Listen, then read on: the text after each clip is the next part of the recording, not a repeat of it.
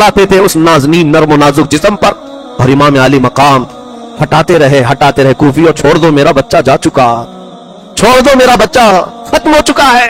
कूफी जब हटते तो तारीख निगारों ने बताया इमाम अली मकाम जिस्म को यूं समेटते थे, करबला के मैदान में समेटते थे। मेरे अजीजों, किसी की मौत के बाद हमें आज लाश को उठाने में डर लगता है, उस बाप ने तो टुकड़े जमा किए हैं।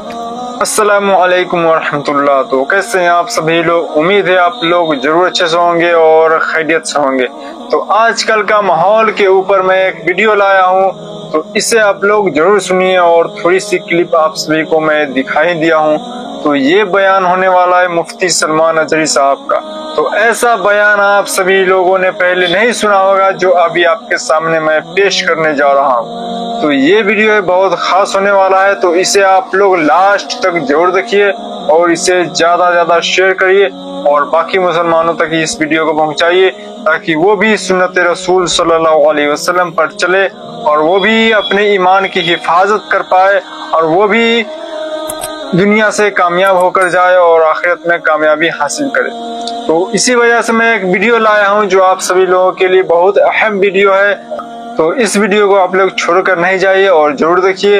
ये मुफ्ती सलमान अजहरी साहब का बयान है जो हम सभी के लिए खास बयान करते हैं, जो नौजवान लोग होते हैं उनके लिए खास बयान करते हैं, क्योंकि नौजवानों का जो असल मकसद होना चाहिए वो सीरत मुस्तफ़ा सल्लल्लाहु अलैहि वसल्लम पर चलने का तरीका ये सब होना चाहिए, सुन्नत रसूल सल्लल्लाहु अलैहि वसल्लम पर चलना चाहिए उन सभी को। तो आजकल का माहौल ये हो चुका है, जो आजकल के नौजवान जो लोग हैं अपने नफ्स के ख्वाहिश में आकर वो बहुत बड़े घाटे का सौदा कर रहे हैं।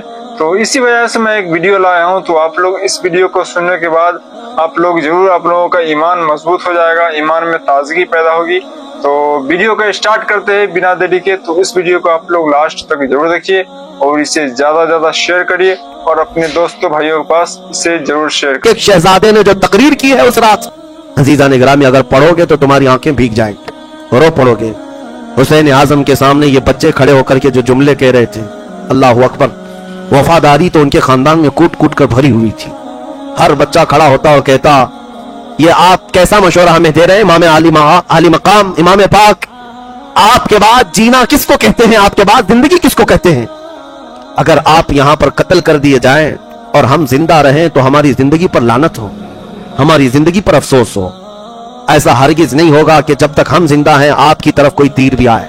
इमाम अली मकाम के ये जानिसारों की जो जमात थी, कमाल के लोग थे, कभी इनको तादाद पर और कभी उनकी ताकत पर गम नहीं हुआ और खौफ नहीं आया। 82 लोग थे और जानिसाराने अहले बैत में अब जो शुमार होता है। सुनिए, ये हालात जब बदलने लगे, शाम का वक्त आया, घोड़ा दौड़ाते हुए हुर बिन यजीद आया, अमर बिन साद से कहा, शिमर दिल जोशिन से कहा कि क्या हुसैन जो 3 बातें कह रहे हैं तुमको उनमें से कोई मंजूर नहीं?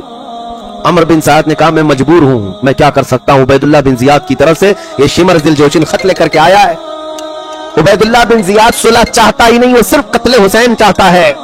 अमर बिन साद से ये हुर बिन यजीद ने कहा, तो फिर तुझ पर अफसोस है, तेरे बाप रसूलुल्लाह के सहाबी हैं, तुझ पर अफसोस है, तूने खानदान नबुव्वत को देखा है, इनकी परवरिश को देखा है, तो क्या तू तलवार उठाएगा हुसैन के खिलाफ? हुर बिन यजीद ये कोई दूसरा आदमी नहीं, ये सबसे पहले 1000 का लश्कर लेकर आने वाला खुद ही पूछ रहा है, क्या तुम लोग हुसैन के खिलाफ तलवार उठाओगे? अमर बिन साद ने कहा, हम मजबूर हैं, तलवार भी उठाएंगे और उनका सर भी काटेंगे। इतना सुनने के बाद हुर बिन यजीद ने फौज को धक्का दे दिया, 1000 की, कहा, ये सारी फौज, ये सारी ताकत तुम्हें मुबारक हो, मैं जाता हूं शहजादे रसूल के पास। इसलिए कि दरमियान में खड़े होकर हुर बिन यजीद ने पुकार कर कहा, लोग कह रहे थे, ऐ हुर बिन यजीद, तू क्या कह रहा है ये सब बातें?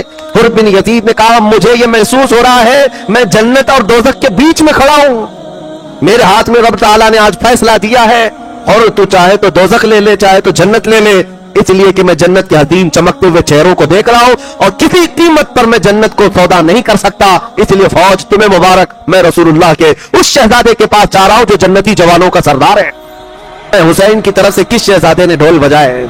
यजीदियों की तरफ से जंग का आगाज करने के लिए ढोल बजाए गए, तबले बजाए गए, नक्कारे, और उसके बाद फिर बिगल बजा करके लोगों ने ऐलान किया कि जंग छिड़ गई है।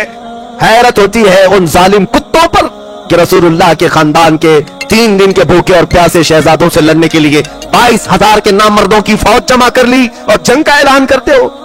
फिर भी हुसैन आजम का एक शहजादा पीछे हटने को तैयार नहीं, मुंह फेरने को तैयार नहीं। जंग का बिगल बज गया तो घर के अंदर से खीमे से औरतें सहम गईं कि क्या हकीकत में ये पूरी फौज हम पर टूट पड़ने वाली है, ये रसूलुल्लाह की उम्मत है।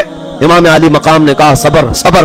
फिर अमर बिन साद जो सिपह सालार था यजीदी फौज का, लोगों को बुलाया और जो झंडा उठाया हुआ था उस शख्स को बुलाया और कहा गवाह रहना। अल्लाह के मैदान में लेटे लेटे देखते थे, जानते हो इनकी जिंदगी कैसी हो गई थी। करबला के बाद जब ये मदीने वापस गए थे तो कभी भी किसी कसाब की दुकान के पास खड़े होते तो रोने लग जाते थे। खुला गोश्त देखते, कोई कसाई जो गोश्त बेचता था, इमाम ज़ैनुल आबिदीन आते थे तो जल्दी चादर डाल देते गोश्त पर। लोग पूछते क्यों? कहा वो जो इमाम आ रहे हैं ना, अभी ये कच्चा गोश्त देखेंगे रोने लग जाते हैं, रोने लग जाते हैं, क्योंकि उन्होंने अपने घर के गोश्त के टुकड़ों को देखा था। उनकी जिंदगी ऐसी हो गई थी। इमाम ज़ैनुल आबिदीन एक बार एक कसाई को बुलाया और पूछा तुम जानवरों को कैसे ज़बह करते हो? कहा किबला रुख लिटाते हैं, पानी पिलाते हैं, पढ़ते हैं और फिर ज़बह करते हैं। चीख मारी और कहा दुनिया वाले जानवरों को पानी पिलाकर ज़बह करते हैं, मेरे बाप को कुफियों ने 3 दिन की प्यास के बाद ज़बह किया था, मेरे घर वालों को 3 दिन की प्यास के बाद ज़बह किया था। हर कुर्बान होने वाला जानवर पानी पी करके ज़बह होता है। रसूलुल्लाह के घर का शहजादा बगैर पानी पिए दुनिया से गया। इमाम ज़ैनुल आबिदीन की जिंदगी का हाल था। अज़ीज़ान गिरामी वक़ार, गम उनका हक था। कई मर्तबा मदीने वाले उनके पास आते और उनको हंसाने के लिए कोई बातें कहते हैं, आप हंसते नहीं, जिंदगी भर किसी ने आपको हंसते हुए नहीं देखा। लोग कहते गम हो गया, कभी तो मुस्कुराए। इमाम ज़ैनुल आबिदीन कहते तुम उससे हंसने की उम्मीद रखते हो जिसके सामने उसके बाप के टुकड़े हैं, उसके भाई के टुकड़े, उसके घर की औरतें बेआबरू हो गई, तुम उसके हंसने की उम्मीद रखते हो। लोगों खैर करो, शुक्र करो कि आंसू निकलते हैं, यहां तो खून निकलना चाहिए। यकीनन उनके घर पर जो हालात आए, मैं समझता हूं दुनिया में किसी और के पास होते तो इतना बड़ा इम्तिहान नहीं दे सकता था, इतना बड़ा इम्तिहान नहीं दे सकता था। इमाम हुसैन अजीम उस कायद को लाखों सलाम। अब इस मैदान करबला में बीवियों के सामने आए।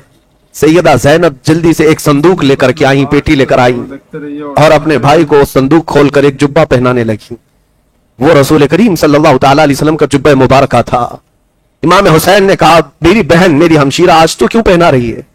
कहा भाई जान, ये जुब्बा मेरे अम्मा ने दिया था, सैयदा कायनात फातिमा ज़हरा ने दिया था अपनी मौत से 2 दिन पहले, और कहा था बेटी इसको संभाले रखना, मेरा लाडला एक दिन मैदान में उतरेगा, उस वक्त उसके आसपास कोई नहीं होगा, तू अपने हाथ से उसको यह जुब्बा पहनाना, इसलिए कि उसको उसकी मां से बड़ी मोहब्बत है। इमाम हुसैन को यह कहती हुई वो जुब्बा पहनाती रही। इमाम अली मकाम अपनी मां को याद करके रो पड़े, अपनी मां को याद करके रो पड़े। क्यों ना रोए?